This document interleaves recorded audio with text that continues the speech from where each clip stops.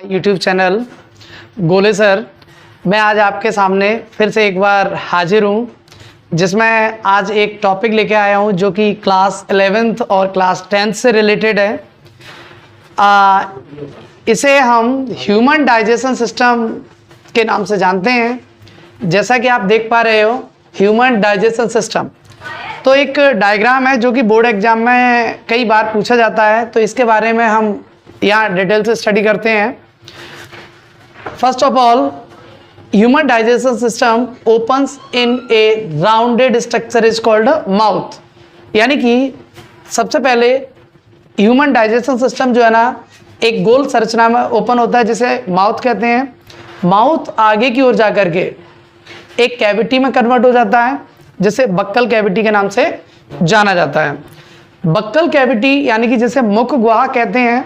सो buccal cavity में आपकी 3 structure पाई जाती हैं। इस जगह पर आपको 3 स्ट्रक्चर देखने को मिलेंगी। First is teeth, second tongue and third salivary gland. जैसा कि आपको यहाँ मैंने इंडिकेट किया है कि 3 pair of salivary gland are found in human body. तो ह्यूमन बॉडी में जो है ना 3 जोड़ी लार ग्रंथियाँ पाई जाती हैं जो सलाइवा का सिक्रेशन करती हैं।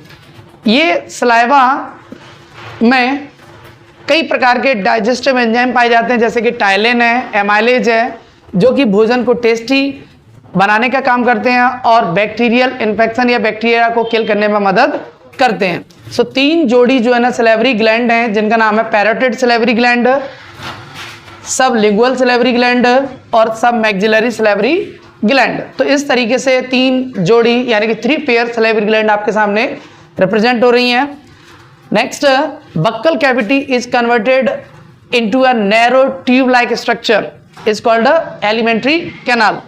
बक्कल कैविटी आगे की ओर जाकर के एक कैविटी में, एक नैरो ट्यूब में कन्वर्ट हो जाती है जिसे एलिमेंट्री कैनाल या फूड पाइप कहा जाता है, जिसे फूड पाइप के नाम से जानते हैं। यहाँ पर 2 स्ट्रक्चर दिखाई दे रही हैं जिन्हें फेरिंक्स और ईसोफेगस के नाम से जाना जाता है। Alimentary canal is converted into A bag like structure. Alimentary canal आगे की ओर आप देख पा रहे हो कि एक बैग लाइक स्ट्रक्चर में कन्वर्ट हो रही है जिसे स्टमक कहते हैं, हिंदी में आमाशय के नाम से जाना जाता है। यहाँ पर आपका जो भोजन है यानी कि ह्यूमन बॉडी के द्वारा जो भोजन किया जाता है वो 4 से 6 घंटे स्टे करता है।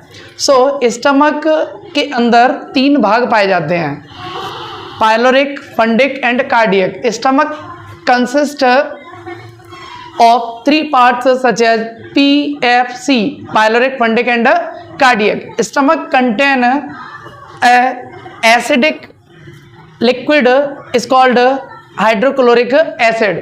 अर्थात स्टमक में एक अम्लीय पदार्थ पाया जाता है जिसे हाइड्रोक्लोरिक एसिड कहते हैं, जो कि भोजन के साथ आए हुए बैक्टीरिया को किल करता है और जो उसमें सॉलिडिफाइड मटेरियल आया हुआ है उसको डिजोल्व करने का काम करता है। अब एक क्वेश्चन आता है यहाँ पर कि हमारे स्टमक में HCl यानी कि एक एसिड भरा हुआ है, तो हमारे इस स्टमक को इन्फेक्शन क्यों नहीं होता है?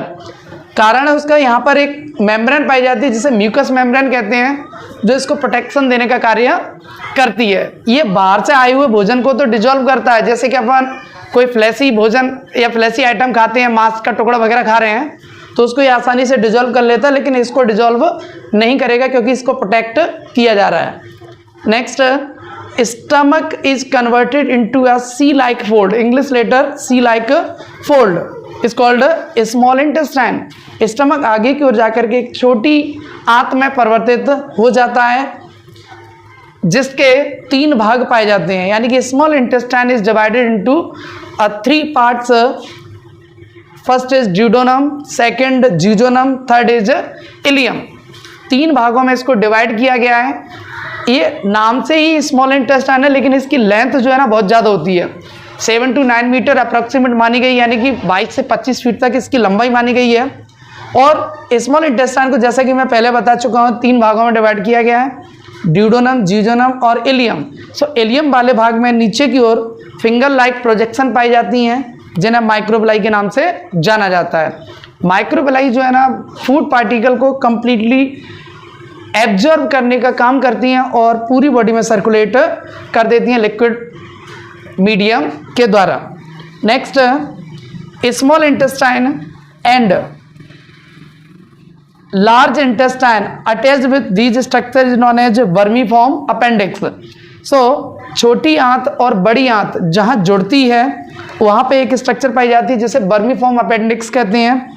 ये अपेंडिक्स जो है ना एक वेस्टिजियल ऑर्गन के रूप में ह्यूमन बॉडी में सिचुएटेड होती है। Next, small intestine is converted into a zigzag like fold is called large intestine, अर्थात छोटी आंत आगे की ओर जाकर के एक जिग-जैग लाइक फोल्ड में कन्वर्ट हो जाती है, जैसे बड़ी आंत कहते हैं। लार्ज इंटेस्टाइन, जैसा कि नाम से आप समझ पा रहे हो, ये लार्ज इंटेस्टाइन जो है ना लंबाई में कम होती है लेकिन चौड़ाई में बड़ी होती है। लार्ज इंटेस्टाइन जो लास्ट पोर्शन में एक एनस के रूप में बाहर खुलती है, जहाँ से वेस्ट प्रोडक्ट को बाहर निकाल दिया जाता है। अब यहाँ देख पा रहे हैं आप कि स्टमक और स्मॉल इंटेस्टाइन के बीच दो डिफरेंट स्ट्रक्चर दिखाई दे रही हैं, जिनमें से एक साइड पाया जाता है लीवर और दूसरी साइड है pancreas. Liver is a largest gland in our body, it's a weight about 1.5 kg, यानी कि लीवर जो है ना हमारे शरीर का सबसे बड़ा ग्लैंड माना गया है और इसके अंदर जो है ना टोटल 5 लोब पाए जाते हैं। इसके अंदर एक स्ट्रक्चर पाई जाती है जिसे गॉल ब्लैडर कहते हैं, जो कि बाइल जूस का सिक्रेशन करने में मदद करता है, जो भोजन को डाइजेस्ट करने में और बैक्टीरिया को किल करने में मदद करता है। दूसरी साइड में एक स्ट्रक्चर लीफ लाइक स्ट्रक्चर दिखाई दे रही है जिसे पैनक्रियाज कहते हैं। पैनक्रियाज अग्नाशय बोलते हैं हिंदी में।